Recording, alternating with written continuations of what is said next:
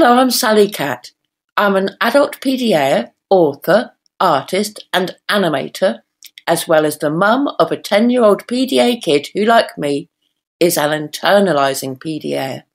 My animated webinar is about internalized PDA, the quieter but equally impactful presentation of PDA that's hard for people to spot. And you can't trust anyone really, cause they don't know how you're feeling.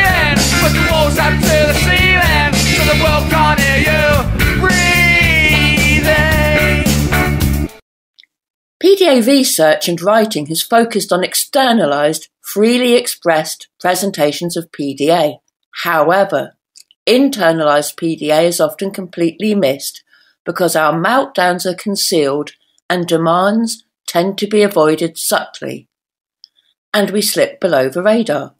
We internalizers, though, are not less PDA, just like an iceberg isn't smaller than a same-sized lump of ice on dry land. The iceberg merely looks smaller because the majority of its body is hidden from view under the water. Internalizing PDA as driving forces are just as strong as those that drive externalizing PDAs and can lead to self-harm, dropping out of school and employment, and even suicidal ideation. I believe that internalized PDA needs to be brought into the radar. Me and you and we messed up, watching the rest of the world step back, face distorting the fiction of fact, making the first move is mental attack, so we're sitting up nightmares as we relax. As we're so good at concealing our traits, it takes internalizers like me to signpost people to our quieter, less accessible half of a little explored PDA continent. The only PDA maps easily available were drawn by non-PDAs and have sketchy details and guest content saying things like, "Here be dragons." But, as an inhabitant of a PDA continent who's been doing a lot of exploring and getting to know my neighbours, I've been putting together a much more detailed and accurate map which I'm happy to share with you during today's tour. So please step this way for your guided tour of our PDA continent, in which we'll spend most of our time in the part we internalizers inhabit.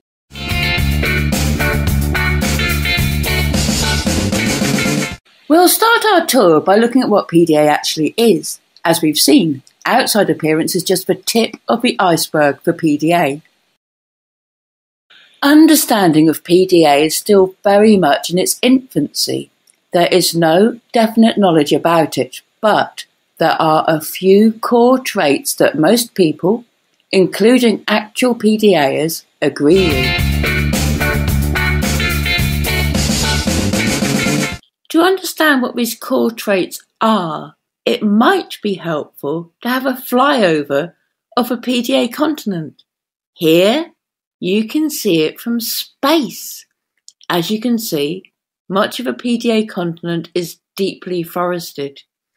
We can't easily see what lies beneath the forest, but there are clear areas that are easier to make sense of. Let's have a look. Here we have the Great Quicksand of Demand Avoidance. It covers quite a huge area.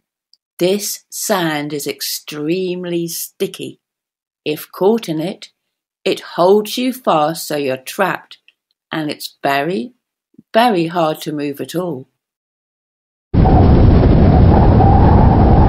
Now we come to the Icy Cliffs of Anxiety. These form a fearsome obstacle.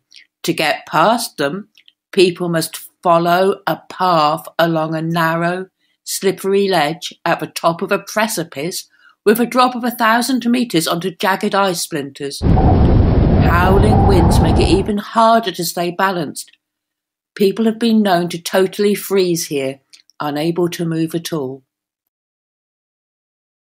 The next stop on our tour is the Precarious Boulders of Control-Need. Now, this is an unusual geographical feature. As you can see, the boulders are balanced very precariously on the pillars of rock that support them. it won't take much at all for them to become dislodged, so they crash down onto the ground. Now we come to the volcanic ridge of fiery emotions. This is an extremely volatile place. Great big bursts of strong emotion can erupt at any moment without warning. Next, we visit the misty margins of fantasy and roleplay. This region is shrouded in mist, so it's hard to make out anything clearly. People here might be one thing, or they might be another. They can switch who they are as if by magic. Aha! Here's a settlement. It's the village of social focus. Lots of people live here, but there are high walls separating residences. Even though PDAs are interested in other people, we still have a high need for privacy and personal space. The last site on the map of easy-to-spot features on a PDA continent is the Temple of People Obsession. Some PDAs don't develop obsessions about people, but many do. These obsessions can be all-consuming and really hard to break out of. So, now we've toured the easy-to-spot features of a PDA continent, but we have not yet seen what's hidden within the deep jungle. Flying overhead won't give us any clues. We need to get down to the ground level if we want to find out what's hidden here. This is the realm of internalized PDA. So, I'm inviting you now to come with me into the dark, uncharted forest. Are you ready?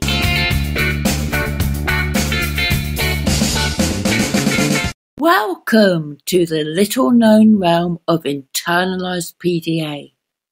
Very few outsiders have ever been here, but fear not, I'll guide you, even though the geography is very hidden. Pushing through the undergrowth, we find a mass of camouflage trees dotted along the border.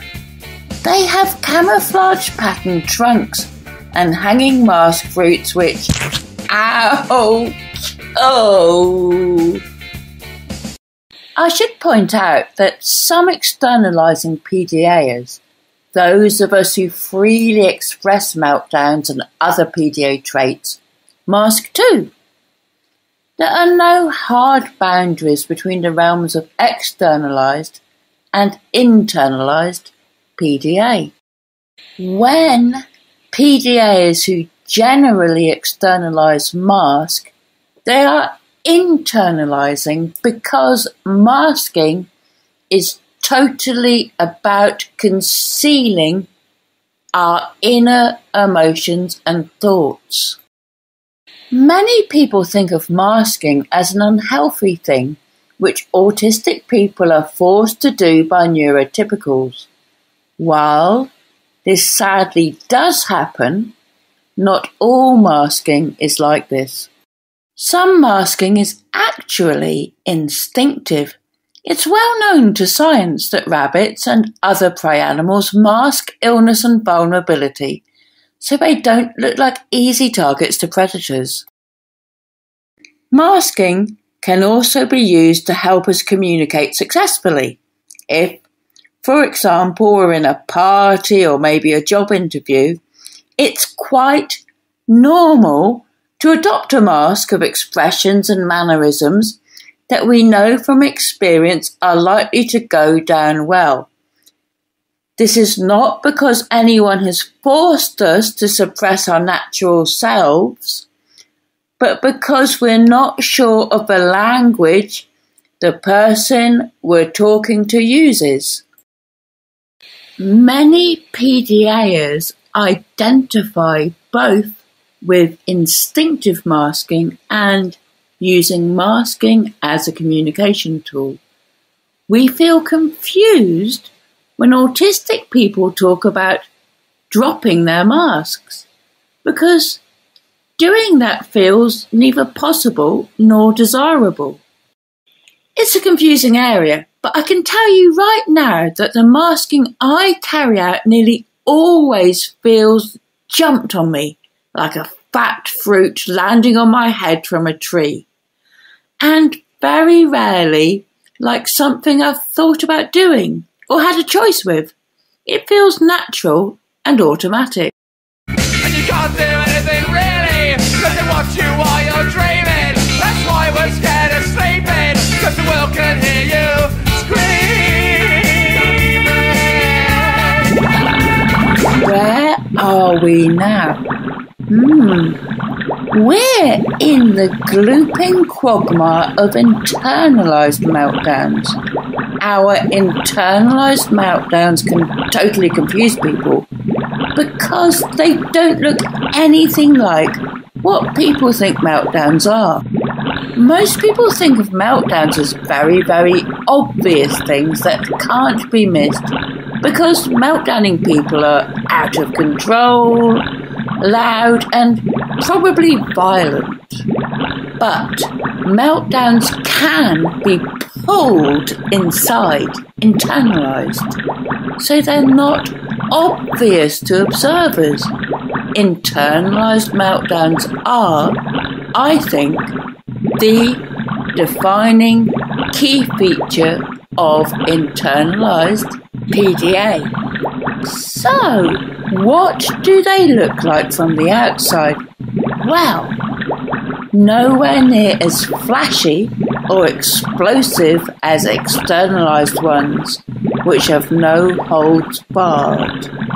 Internalised meltdowns have the same amount of discharging aggressive energy, but it's choked inside like a swallowed firework, and can express itself as a barrage of awkward, mean accusations, or as an irrational, difficult mood where everything's argued with. We might start punching our own head, or even quietly cut ourselves with a knife, or pull our hair out in clumps when no one's watching. So, and here's a big point. While internalised meltdowns might not trouble observers, they do cause huge trouble and pain for the people who experience them. They can cause us to alienate the people closest to us because we've gone into bitch mode and said horrible, nasty things for no apparent reason. And they can cause us to subject our own bodies to physical harm.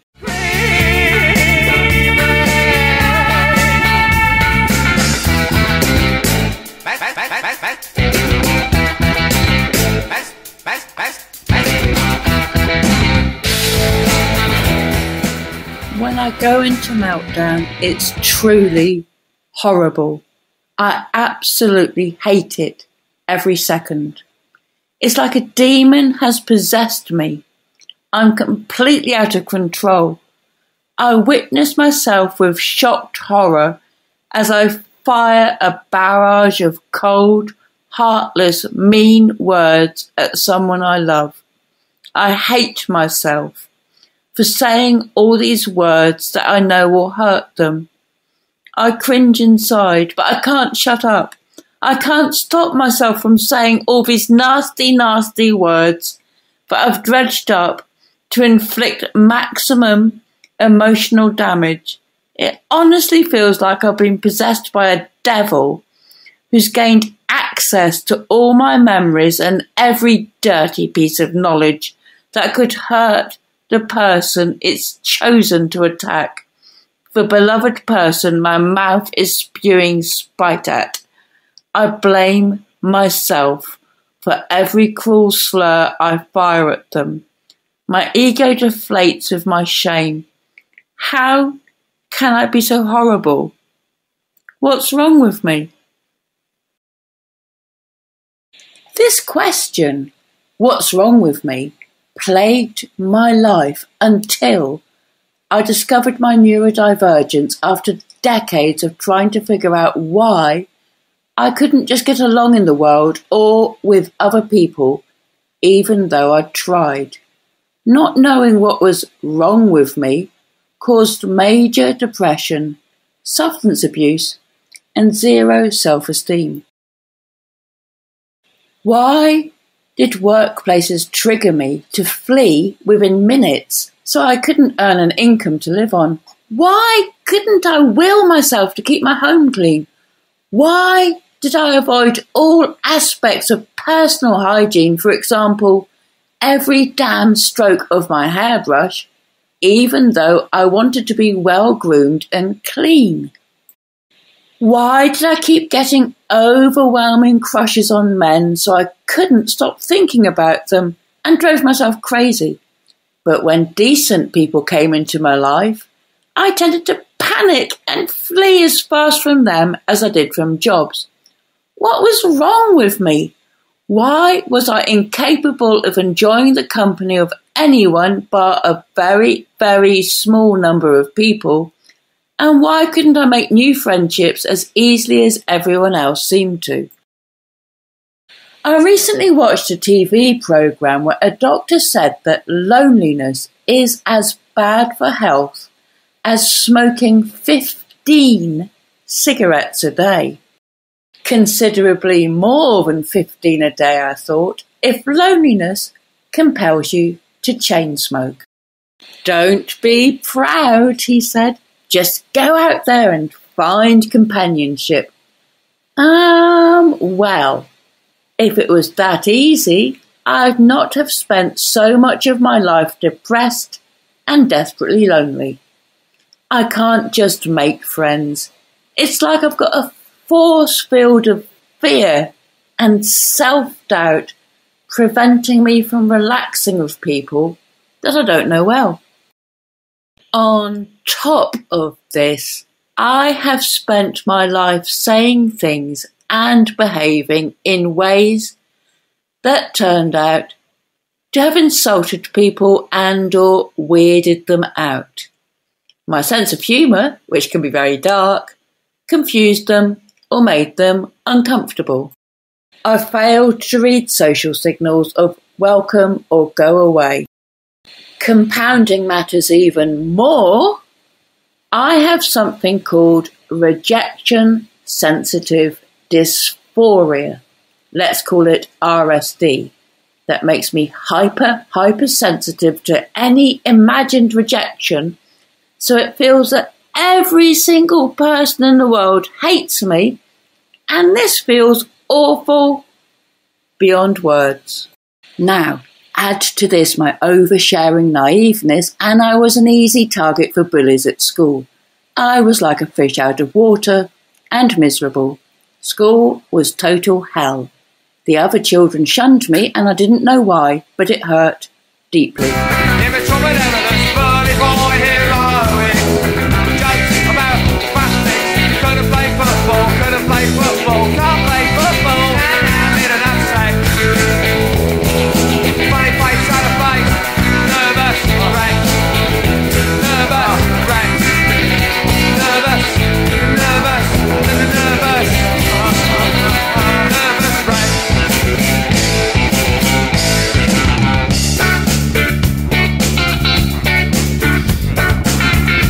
As you've maybe picked up, there are some pretty dark corners in the internalized realms of a PDA continent. The next stop on our tour is the Secret Glade of Spare play. Spare games was a term coined by a 9-year-old girl whose speech and language therapist Libby Hill once had as a client. It means skipping about in the school playground so it looks like you're playing with the other kids, but you're not really interacting with them at all. Libby says she's since met many other PDA and general autistic children who do this. Our daughter's Senko witnessed her spare gaming aged 5 and then still doing it last year. She may well be still doing this now. I spare gamed too. I had energy to play, but no one to play with, because I couldn't connect with my peers. I'd switch into my latest immersive daydream scenario. One involved me living in a wooden hut in a forest with tame fawns, and skip around, acting it out. From things my daughter told me after school, coupled with what the Senko told us, it seems she'd been acting out her own daydream of getting up to outrageous mischief with her classmates. The reality has been, though, that she's been mute in school and scarce interacted with her classmates at all. Her teachers and Senko have been supportive and encouraged other kids to invite her to play, but she told us they annoy her and she prefers to be alone. Libby Hill told me that some of her young Spare gaming clients have said they preferred to play solo, but others had wished they actually could play with her classmates. This was the case for me. I just lacked the ability to bond with them. I hated feeling like a social failing misfit. It was depressing and my self-esteem plummeted. Now, the important thing I think people need to know about Spare play is that many teachers, Senkos and visiting assessors don't know to look out for it. They see the child in question appearing to be playing actively with their peers and assume they're getting along just fine and have no social issues. The trick is to keep on watching the child. If they're Spare playing, it soon becomes clear that they're not interacting with their peers at all. Let's now take a peek at the predatory icicles of selective mutism. Selective mutism means being very quiet in some situations, e.g. in school, but not in others. We've already seen that my daughter Millie is like this. While she has scarce ever spoken in school, she's loud, lively and talkative at home with us. I relate to how she feels because selective mutism has majorly impacted me too. I didn't know it had a technical name until I watched a PDA Summit webinar by Libby Hill a couple of years ago, and I realised what I'd thought of as my fear wall is selective mutism. It's so great when I can connect my lived experience to known theories. The wiring of my brain has been an ongoing tangle to unravel. Google tells me selective mutism is caused by extreme anxiety, and I can totally attest to this from my personal experience. It's horrendous. It feels like an impenetrable column of ice has engulfed me, so I can't speak to people even though I want to. No matter how much I've wished to speak freely and connect with others, this fear wall has been unbreakable. I never chose to have it and didn't know how to make it go away. As an adult, often lonely, I sometimes decided to take positive action and just go out and connect with people. I'd choose people I thought I'd be likely to be able to relax with and sit down with them, making all the right moves, but that dratted wall of icy anxiety would spring up to paralyse me. It was a curse. So, we've seen what selective mutism feels like, but what does it look like to observers? The NHS's webpage on selective mutism says, selective mutism usually starts in early childhood between age 2 and 4. It's often first noticed when the child starts to interact with people outside their family, such as when they begin nursery or school.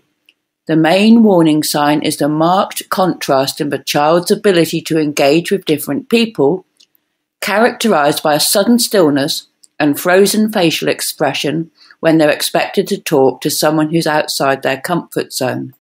This totally fits how it went for Millie. When I started taking her to playgroup when she was a year old, she ignored the other toddlers. She reached past them for toys as if they were invisible. I remember the playgroup organisers filling an inflatable paddling pool up one afternoon and encouraging us parents to strip our little ones down to their nappies and sit them in it. Millie sat there rigidly, showing no awareness of the 3 other toddlers crammed in around her. Her expression and posture was rigid, almost like she was made of stone. I'd come to suspect my own autism just after Millie's 2nd birthday, when I came across a female autism traits list on Facebook. The trait that most grabbed my attention was masking and social mimicry. We'll come back to this. I sought and gained my autism diagnosis a bit later that year, and then began to notice signs of autism in Millie.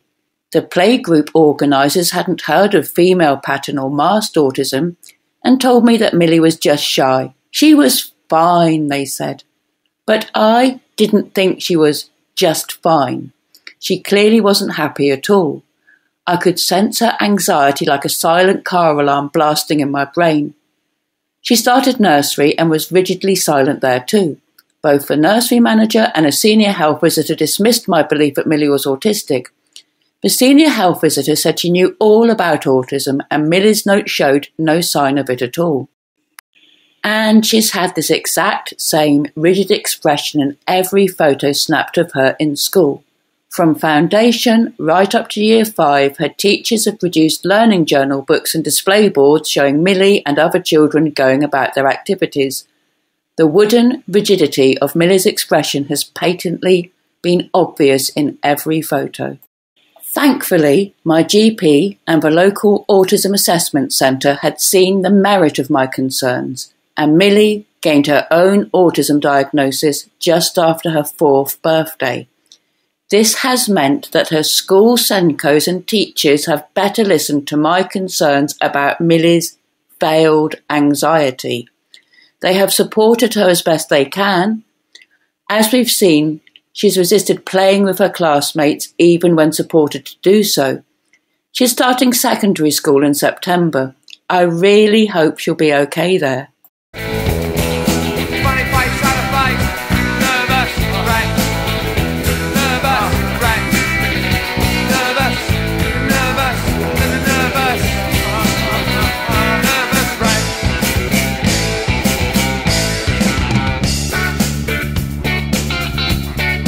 Something I think it's worth bearing in mind is that selective mutism creates a type of masking because it paralyzes us so we can't freely express ourselves. We can't smile or swing our arms around to show enthusiasm. We can't communicate unhappiness either, or fear, or anger, or anything at all. Everything we feel is masked by the ice that's engulfed us. Millie has told me that she doesn't want to stand out as in any way different from her classmates. She doesn't want special treatment.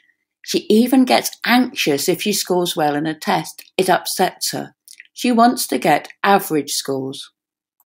Now, I've got something else to show you that you might find interesting if I get caught by one of the predatory icicles of selective mutism again. Ah!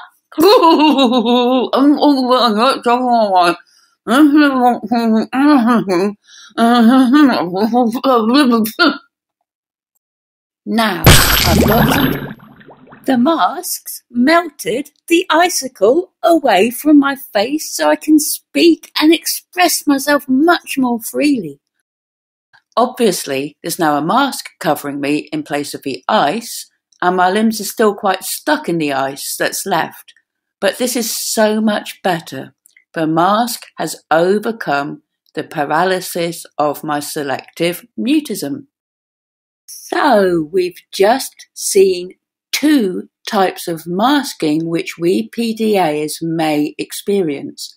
Selective mutism, which freezes us so we can't express any feelings at all, and fruity masking.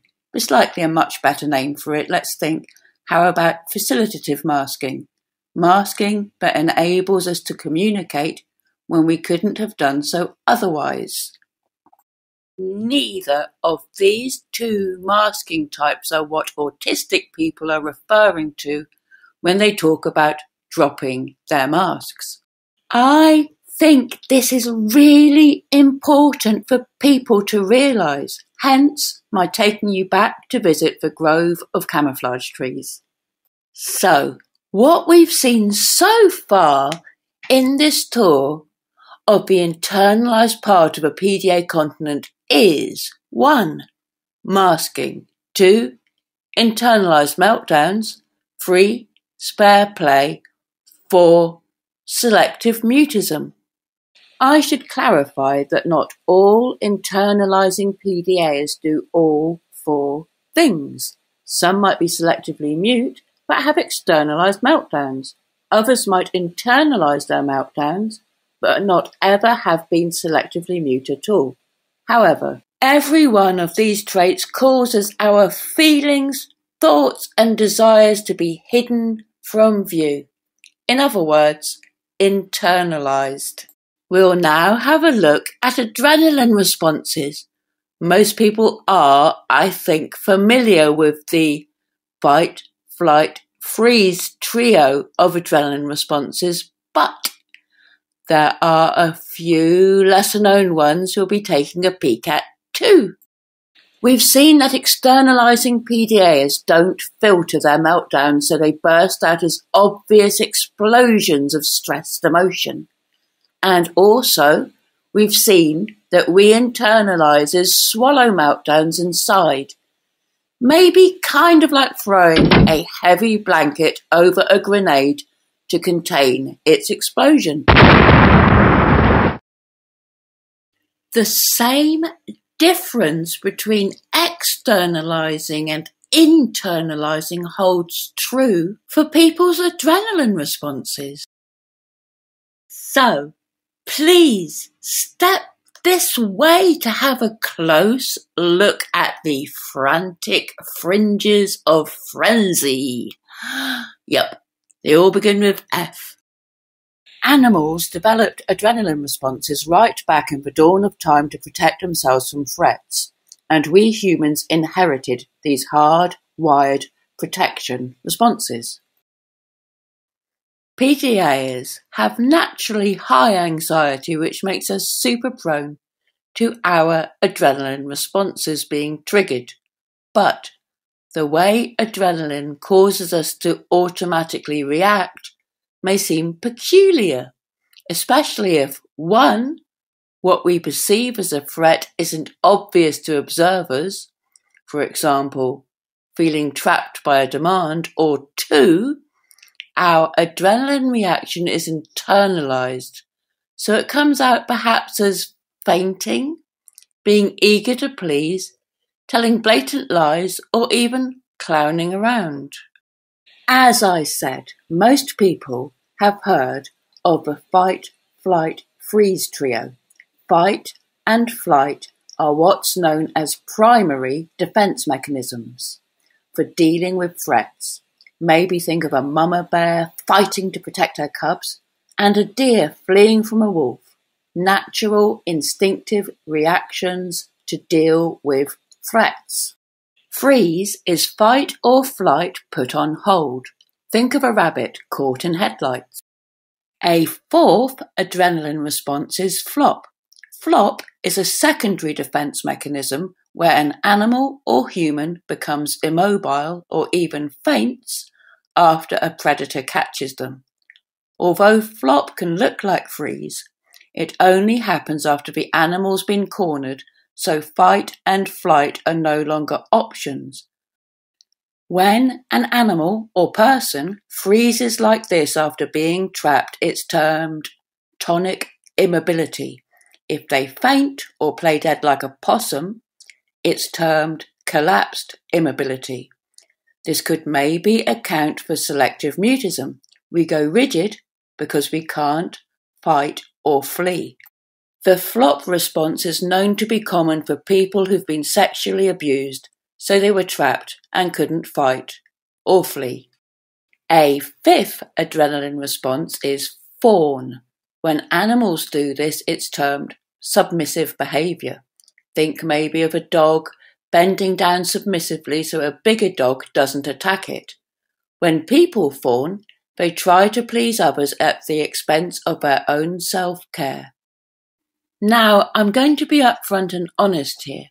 I've been working on this animation for months now, and the submission deadline's approaching. I've happily poured my creativity into making it because I love to communicate what PDA is to others. But I've realised I'm becoming demand avoidant, so it's going to be challenging for me to apply the same amount of creative energy to the rest of it. Sorry about that. I can only rein my demand avoidance in so much. It's like a wild horse. The good news is that we're now nearly there. The final two adrenaline responses I'm going to talk about are unusual because they're not known in the animal kingdom. They seem to have developed out of the complexity of pressure and opportunity human society has created. Their F names are Fib and Funster. And no kidding, another problem which has just cropped up is that my animation software has ceased playing the sound back to me, so I can't tell properly where to put the subtitles in, and it's made it all loads more demanding. So, yep, we really are nearly there. Okay, so now we come to fun stuff. Oh dear. The Funster adrenaline response isn't very well documented, but I think many people listening here today will identify with PDA children flipping into a manic, hysterical clown mode when they're with people they don't feel relaxed with. When we went out for meals with people Millie didn't know well, she used to crawl under the table giggling and undo their shoelaces. She'd not, though, be able to look them in the eye or sit relaxed where they could see her. This was her Funster mode. I relate to having gone into Funster too. It's a panicked clown state I've flipped into when I felt trapped in social interaction situations where I felt major panic about what I'm supposed to say and do. How am I supposed to behave? I think there's a demand avoidance issue going on too. The demand to behave correctly has often tipped me into behaving incorrectly. And my giggling, silly Funster response has been a way of dealing with the pressure. Okay, so here we are now at the final adrenaline response, which is Fib. An article on an online ADHD website called Attitude Magazine explains, with complex and advanced language not available to our primitive ancestors, we have the ability to verbalise both factual and or fictitious reasoning instantaneously at point of performance, most notably in times of stress and threat. So, just like flop, Fib is maybe a secondary defence mechanism that people go into if caught and trapped. PDA Society once told me that many of their inquiry line calls are from parents seeking to understand why their PDA kids lie so much. My very strong hunch is that it's because of triggered adrenaline. As we've seen, we PDAers are especially prone to our adrenaline being triggered. Shall we now zoom back out to the broader view of PDA that's visible from space?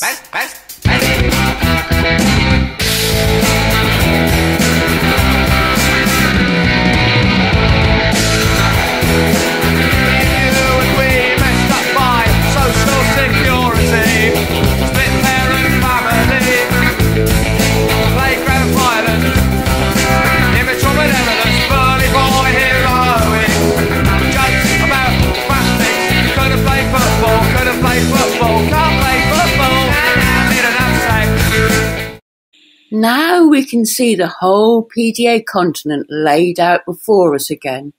We can see that some parts of it are more open, while other parts are hidden under forest. At the start of our tour, we visited the more open parts of the PDA continent, the Great Quicksand of Demand Avoidance, the Icy Cliffs of Anxiety, the Precarious Boulders of Control-Need, the Volcanic Ridge of Fiery Emotions, the Misty Margins of Fantasy and Roleplay, the Village of Social Focus, and the Temple of People Obsession. It's not cut and dry though, because some PDAs actually internalise those traits as well. For example, an internalising PDA might conceal having an obsession about someone. The parts of a PDA continent that are unforested are only this way because enough PDAs have displayed those traits openly enough for explorers to easily spot them. Me and you and we all messed up. That's all of us and our social wars, staring and twitching across the floor. When our eyes met, it scared me to death. Until one of us smiles, we'll all stay depressed. We've seen that the internalised parts of the PDA continent, the parts that are very hard for observers to spot from afar, include masking, internalised meltdowns, spare play, selective mutism, and lesser-known types of adrenaline reaction, such as fawn, funster, and fib. I'd like to thank you for taking the time to listen to and watch my animated presentation today. I hope you found it informative and engaging. I'd also like to thank singer and lyricist Dick Lucas for kindly giving me permission to use Messed Up from his 1986 Culture Shock Anarcho-Punk LP Onwards and Upwards for the soundtrack. I'll close with the end of Messed Up, which feels just as appropriate for my presentation as the rest of the song.